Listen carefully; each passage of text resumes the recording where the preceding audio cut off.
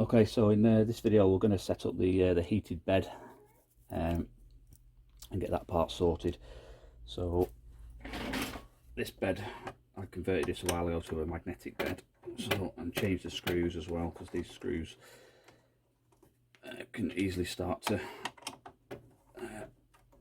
not bind in the plastic that they screw into.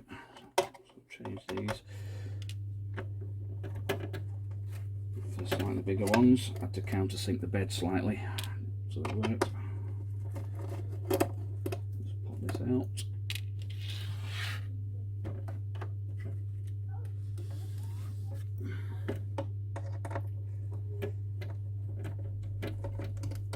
I can't remember whether it's still the original Robox bed in here or whether I've put a silicone heater mat in there. I think this one's probably still the original bed by the looks of it.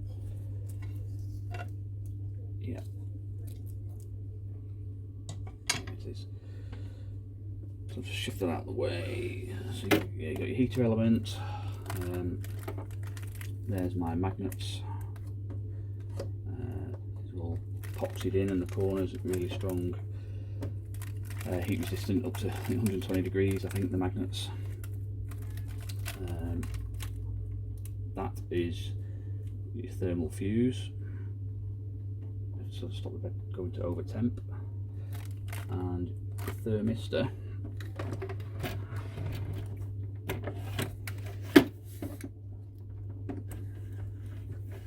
sits on the y-axis there. So what we'll do, I need to take this out now.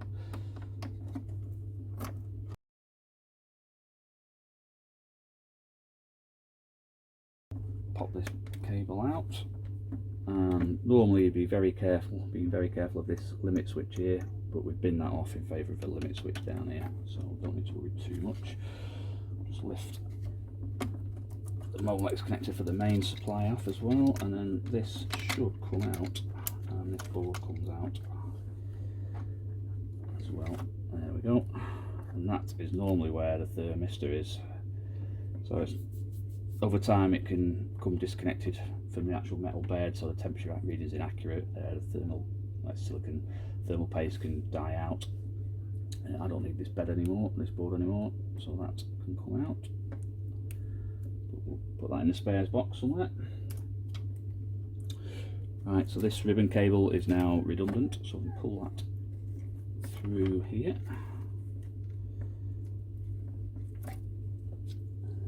That's the easiest way of doing this.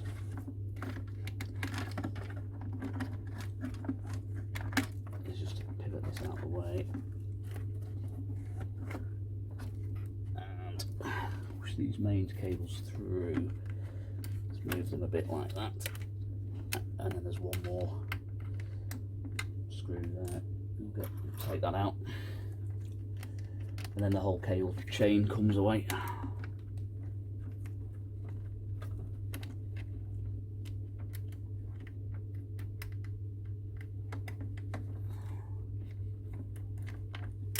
Go. Right, I'm just going to pull this straight out. We don't need any more. I can go in the spares bin as well. And then what we do need is a thermistor. We can just take this and we'll route it through here carefully.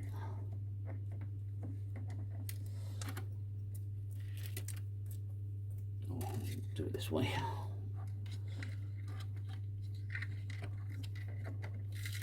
There we go.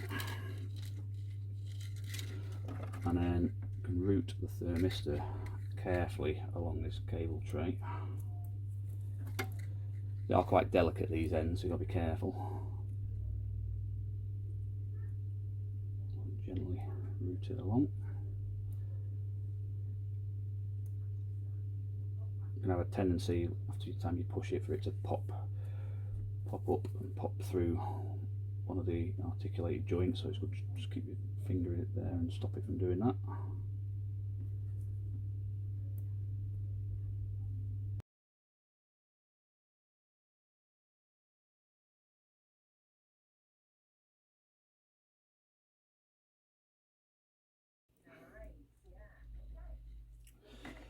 let's get a decent length of that.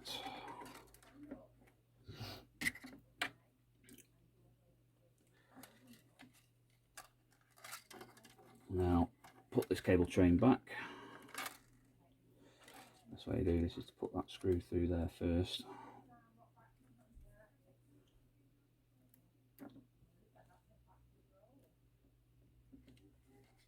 And get it through the, there we go, like that. Get it through the hole and just line it up with the plastic. But keep an Allen key on.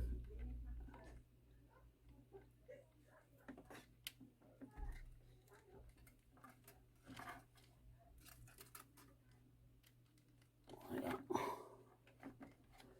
And you can just get a couple of turns on and it's straight in. There we go. Right, so I can pop this back round here. Connect the mains back up. Put that back in its position. There, like so. And now you've got loads of room actually to run this through here, so there's plenty of space. So I'm going to stick that through there.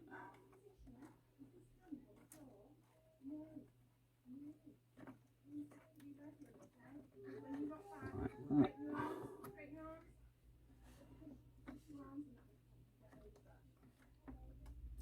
What you can do, I mean, I would,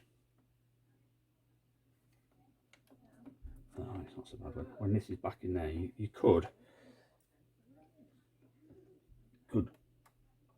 glue these to this side, or do it from the opposite side.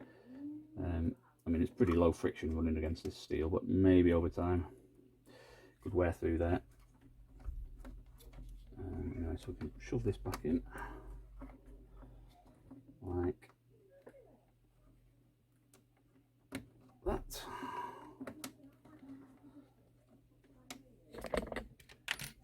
And then we'll put this screw back in there.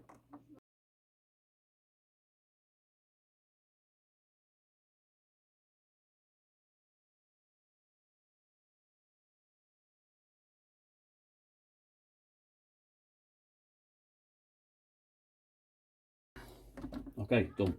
Routed round, connect that to the Duet in a minute. And then we want to route this probably under here.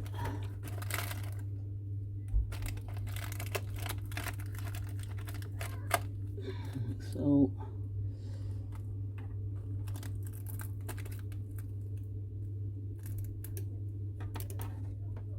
I think what we'll do before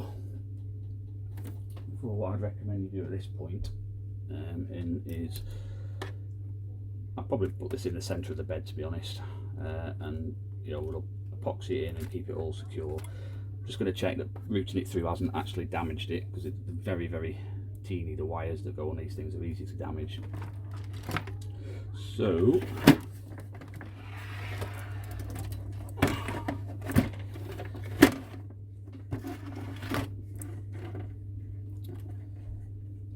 where's our wire?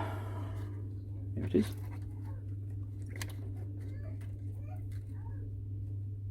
I could probably do with a bit of tidying up, but just for quick test now. Heated bed control wires, and that's the heated bed thermistor, and I think it's probably the same pin pitch, so it should just go on. Lovely.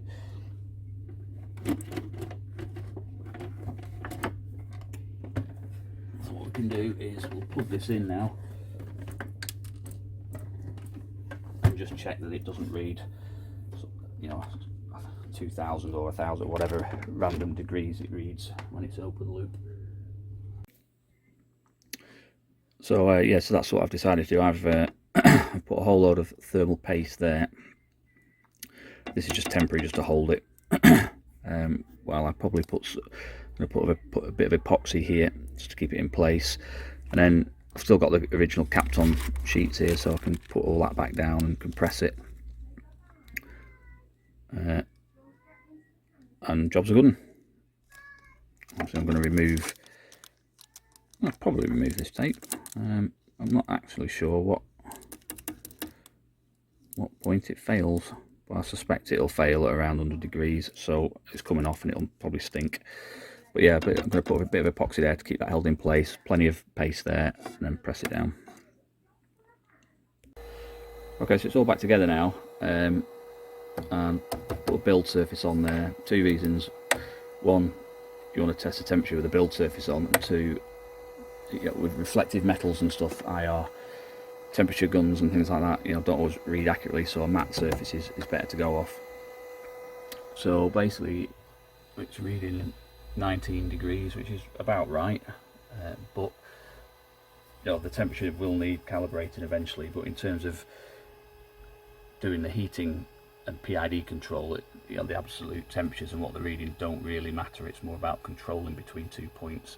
So we'll run that. So the way you do that is you go to G-code console and you run, as if I can type this without making a mess.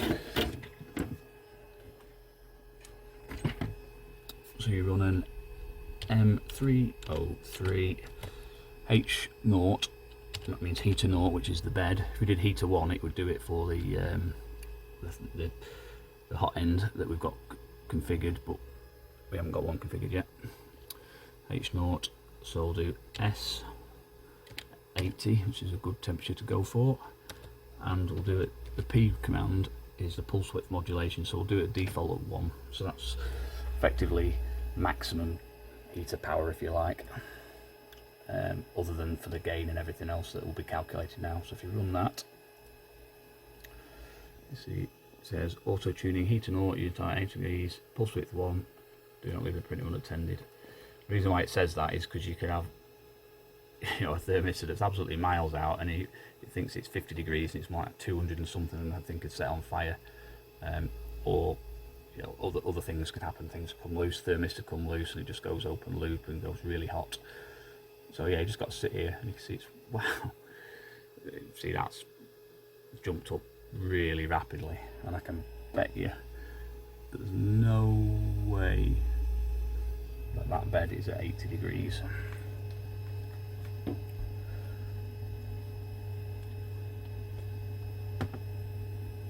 But I might be wrong, you never know.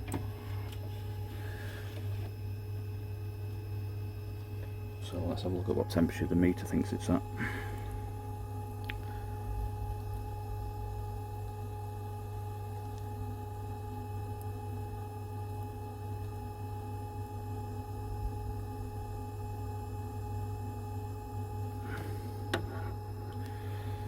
Make sure it's on near rather than far.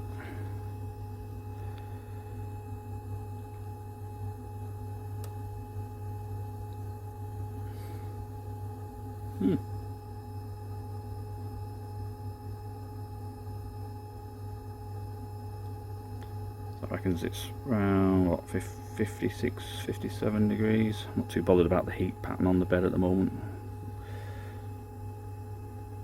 57, was it over at the edges? 54, 57. And it reckons it's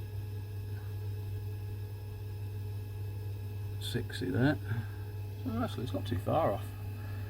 So well, I think you saw how quick, well, hey, there's the time there. It took 36 seconds to get to 80 degrees. That's pretty damn fast. So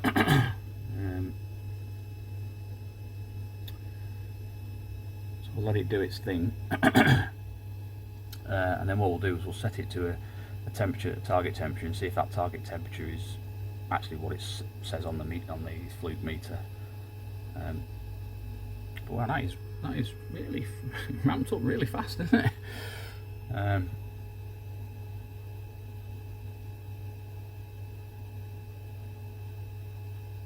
yeah, we'll come back when it's done. What it'll do, it lets it cool down, which is also taking a lot longer than heating up. And then once it's done a heat and a cool cycle, that's where it can determine the PID values and it'll set them. I'll come back when that's done. Okay, so we're back.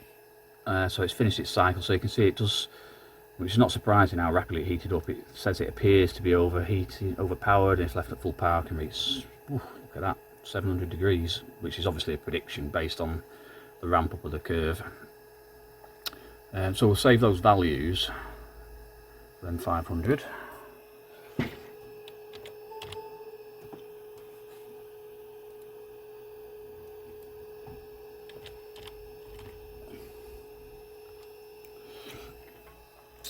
And then I'm just going to set a target temperature now and see how close it is. So let's put it to 90 degrees.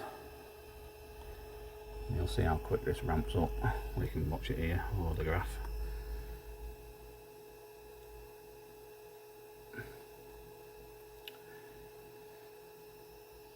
So there's two things we need to do to sort this out. One is we'll do another heater tune, but turn the pulse width modulation to half of what it is.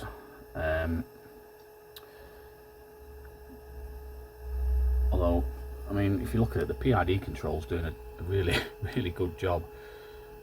It's not overshot. It's curved up nicely and leveled off at what apparently is 90 degrees.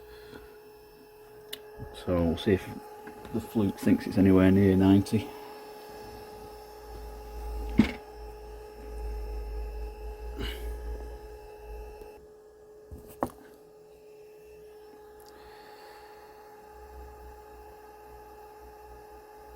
So there you go. So there's probably two things contributing to it thinking it's overpowered. One is the thermistor's not right for 90 degrees, so we'll tweak that. And two, probably the pulse width modulation probably wants to come down a little bit. Right. So I'm just going to put the camera back in here so we can look at the monitor. So what we do, if you just jump into, there's a quick way of doing this. Jump into settings.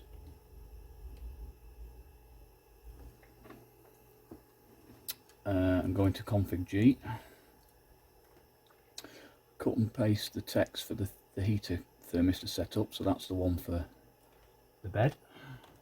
Grab that. Cancel. Go into the G-code console. Paste it in there. Click send. Yep. Right. So we're going to alter these values a little bit now so that comes down to 70. So I'm going to change the. So you've got the R's kind of like the internal resistance between the wiring and in the Duet and the analog to digital converter. The B is the beta cal of the thermistor, which, you know, when you buy these things off eBay or wherever, they say, oh, it's 4350, and you know, it's whether they're low tolerance or whether they're just wrong. They're very rarely exactly what they say. And then this is supposed to be its resistance at I think either 20 or 25 degrees. So that's 100 kilo ohms. So that's, maybe I could have measured that, but I haven't. So what I think we'll do is we'll change that to 4.1. If you do it in massive chunks, the problem with that is if it sees deviation between the demanded temperature, which is 90, and the current of more than 15 degrees, it thinks it's a heater fault, so you do it in small steps. So that's taking it down to 88. So we could probably do a bit more, and let's try 4.4. Right, so we'll let that come up to temperature again. Let's see what the flute thinks it's at now.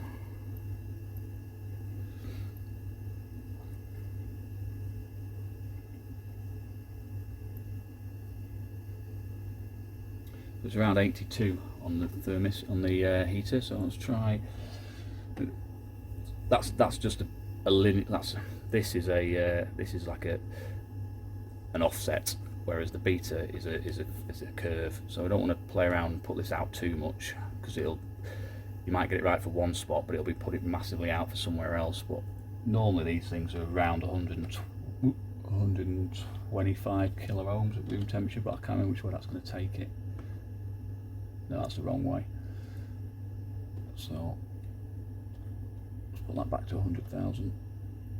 So let's try that to 4.6. Maybe just offset this a little bit.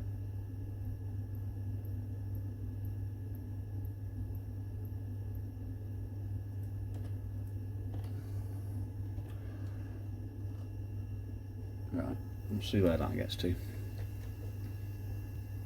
So that's about 88 degrees on the bed now. Let's put 4.6.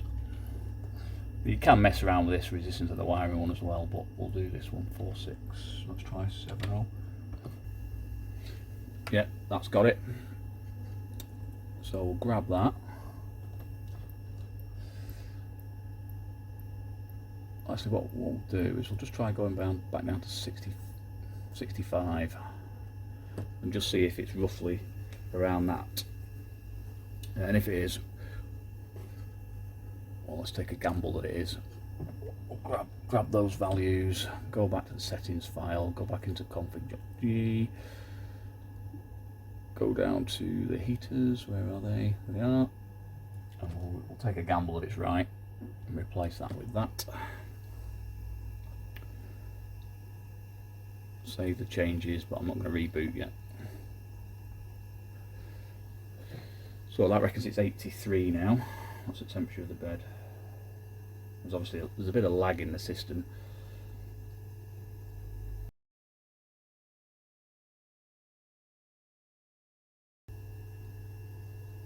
Yeah, so the bed reckons it's about 83 degrees, whereas wherever the thermistor's at is 77.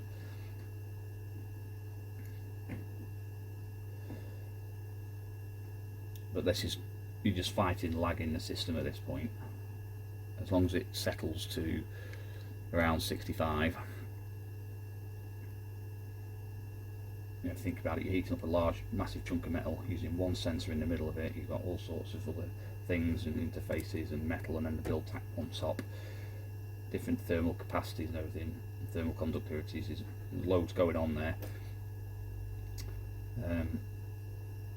Whereas with the hot end, you know, it's a tiny little block of metal there's very little lag in the system when you're heating and cooling it. But yeah, so 72 degrees, and he thinks it's 77. So, yeah, I think we'll stick with that. So I'm going to reboot the Duet now. Just click the emergency stop. There we go, everything goes quiet.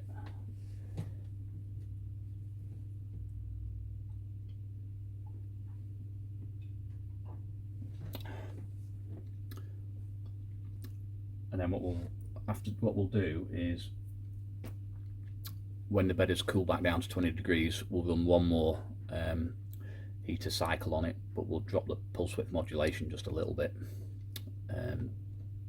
Reason why is, like I said, there's a bit of lag in the system, although the thermistor is pretty close to the heating element, to be honest. But what you don't want is, you know, the heating elements going way up to 100 and, you know, whatever, 150, 160, 170 degrees, and the thermistor sort of measuring, you know, the lag in the system and only, you know, ramping up at 40, 50, 60, 70. So you don't want the heating element to be really hot for a period of time. So I'm just going to back it down a little bit, just for safety, really. Well, not even safety, just a longevity of the heater element. So what we'll do, we'll get the command ready.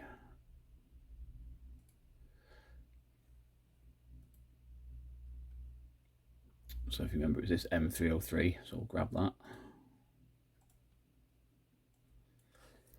Delete.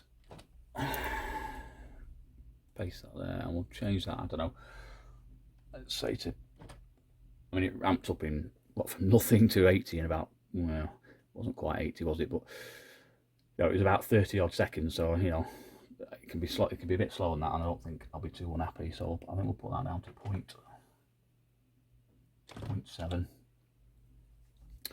And we're just going to have to wait now until the bed gets down to near room temperature again, and we'll give it another go. Right, so it's just about back to room temperature, so we'll run that heater again and see what happens. So you can see this time it's pulse width modulation of 0.7. See how quickly it heats up.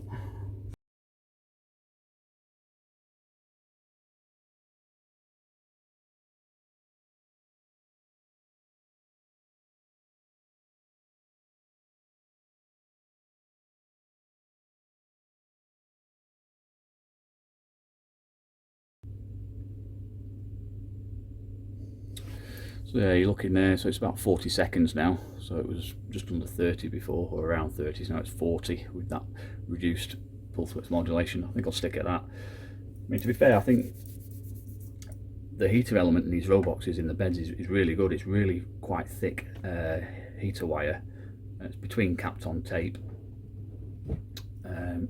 Whereas the silicone heater mats, there's quite a bit of thermal lag, I think, in those, because of they seem to be quite thickly encased with silicone, whereas this is very, you know, it's electrically safe. There's capped on tapes, multiple sheets between it, but it's thin stuff, and the heater tracks are pretty wide, so it's pretty interesting actually. The you know, if they altered the Robox firmware, they could have the bed heating up in half a minute, which is super rapid. All the other Roboxes that I've converted, I've junked all the beds and put, you know, these silicone heater mats in. So this is actually the first time I've used it with a standard Robox bed. I'm pretty surprising. It heats up really fast. Anyway, right, so that's the bed circuit done. Wiring needs a bit of tidying up, and then we'll go to the hot end, sort that out, then get an extruder on, and then we're away to print. Hope you liked it. You know, subscribe if you haven't already subscribed. There's loads more coming. I've got a Sapphire Pro video that I've done. There's more tips for Cura, all sorts of bits and bobs. Thanks very much. Bye for now.